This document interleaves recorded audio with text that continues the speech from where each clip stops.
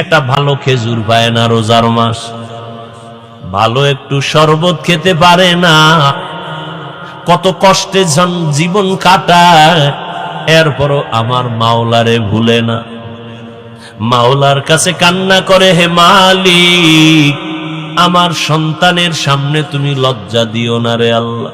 ভালো করে বুঝেন, ওই আল্লাহর বান্দা নিজেও রোজাদার, স্ত্রীও রোজাদার, গরিব মানুষ বাচ্চাগুলো রোজা রাখলো।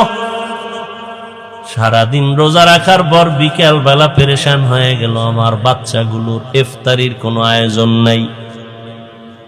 আমি আর আমার স্ত্রী একটু পানি দিয়া, আর খেজুর পেলে পেলাম না, পারলে পানি দিয়ে আমি ইফতার করব। বাচ্চাদের কিছু না দিলে তো লজ্জায় আমি মুখ দেখাইতে পারবো না।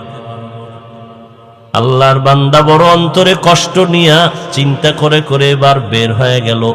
বাড়ির পাশে একটু দূরে একটা মুসলমানের বাড়ি, কিছু সাহায্য নিয়ে আসবে, ধার হলো নিয়ে আসবে ইফতারির লেগে। গরিব আল্লাহর বান্দা মুসলমানের বাড়ি চলে গেল।